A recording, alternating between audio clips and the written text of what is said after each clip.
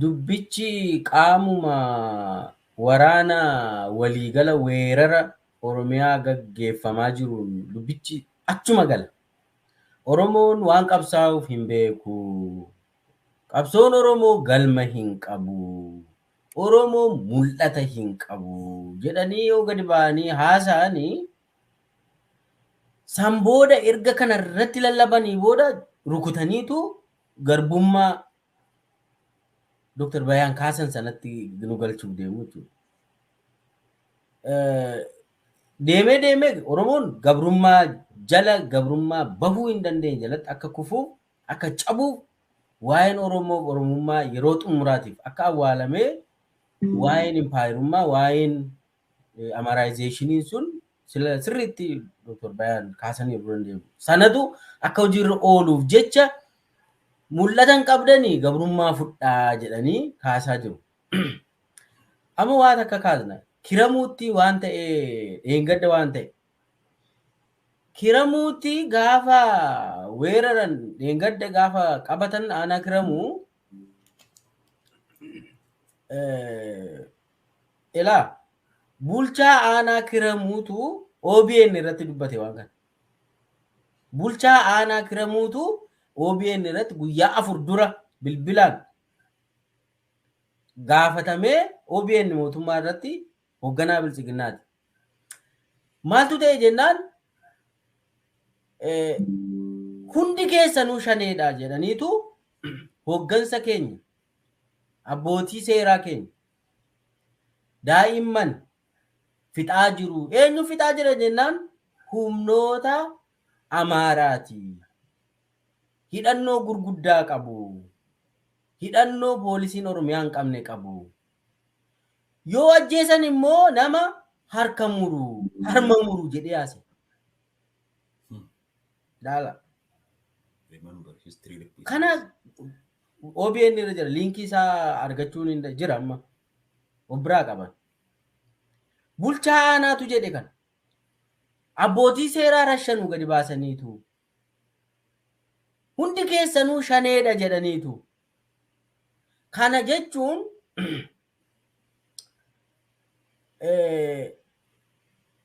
mul'ata walootu jira akka waliigalaatti.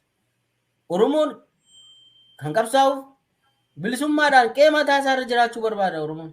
Waan biraan barbaadu. Qe'ee ormaan barbaadu, nama hacuucuun barbaadu, hatuun barbaadu, hacuucaa ofirraa narraa dhaabaatii mana koo keessa nagaan jiraachuu nan danda'a ani. Qe'ee koo keessa nagaan haa jiraadhu ani. Gaafeedhu qofa gaafate. Oromoo. Hamman ani beekutti bilisummaan qe'ee ofirra jiraachuudhaan inni barbaadu. Gaafa mana keessatti bilisummaadhaan jiraachuu dadhabsanii waggoota 3 kana keessa hooggantoota qeerroo Oromoo, qarree Oromoo kun mana hidhaadhaa yaasameetu rashaname. Ani mootummaa keessa waan nan turee fi baay'ee na dhukkubsa. Nan beeka akkaataa ittiin kaampeenii guddaan gaggeeffame hin hafne ijoolleen Oromoo. Warri hafe immoo carraan qabu. Manatti dhumuurreedhee bosonatti yaa'e. Nami qaayyoon qabu akkamitti ta'a? Qeekee irratti duurreedhee nama laga maal haa godhu Oromoon? Maal haa godhu namni ijoollee dargaggeessi humna qabu mana yoon taa'e hidhameen qabsaa'aadha jedhamta, sabboonaadha jedhamta. Sana booda shaneedha siin jedhu seelii diinaa jedhanii diffaayin godhaniitu viidiyoo konferensiidhaan Shimallis Abdiisaa fi Fqaaduu Tasammaa hooggantoota godinaalee Oromiyaa fi magaalota Oromiyaa hundaa seelii diinaa adda baasaatii akka gootan godha jedhee pirezidaantiin naannoo Oromiyaa kallattii yeroo kennu bira jira. Gurran qaban. Seelii diinaa adda baasaatii. Seelii diinaa yeroo jedhan nama Oromummaaf quuqama qabu, nama abbaa gadaa ta'e, nama lafa Oromoo dabarsee hin kennine, dhimma Oromoo kana nama quuqamu mataa qeerroo Oromoo Oromiyaa mararra jiran kana niidhu seelii diinaa jedhu shanee jedhuun sambooda ni ajjeesu.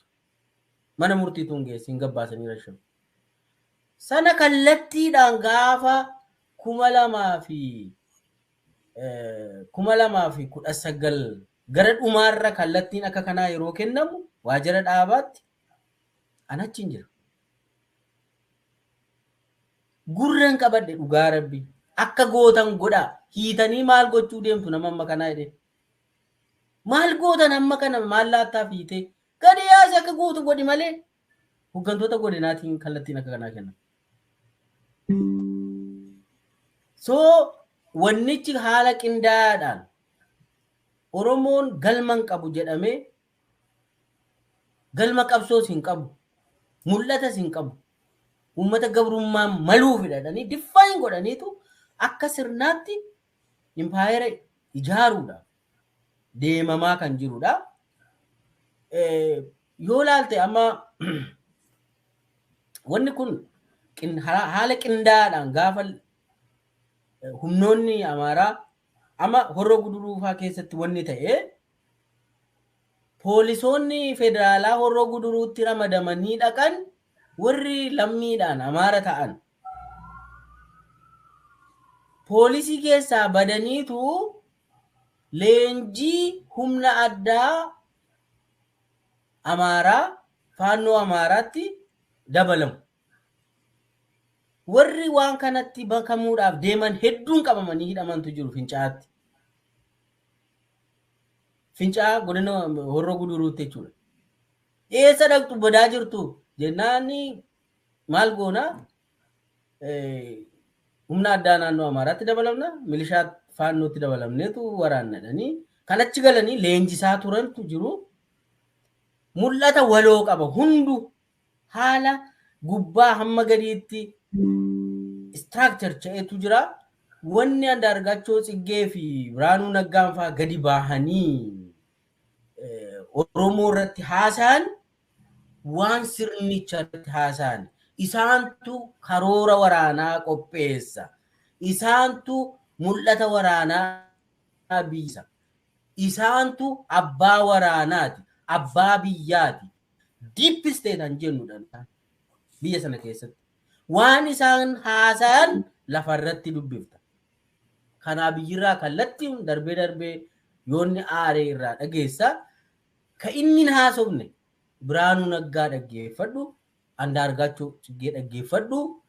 Bulchiinsa naannoo Oromiyaa keessa immoo yoo sirriitti seriously dhaggeeffatte wal dhudhaa dubbichi haala kanaan Oromoon galman qabu kaayoon qabu jedhameetu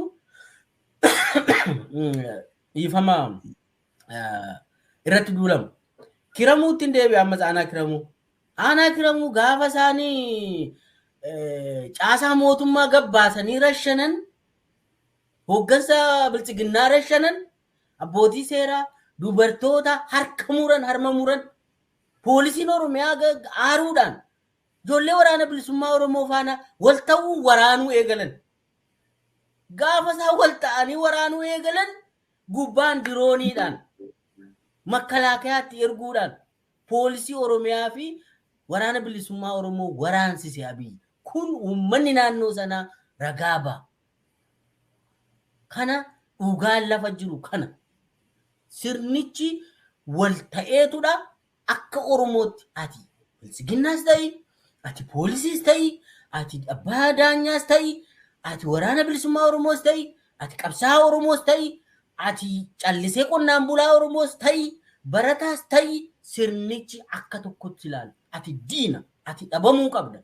Sirni ijaaramu sin baatu waan ta'eef jedhanii hojjetaa jiru.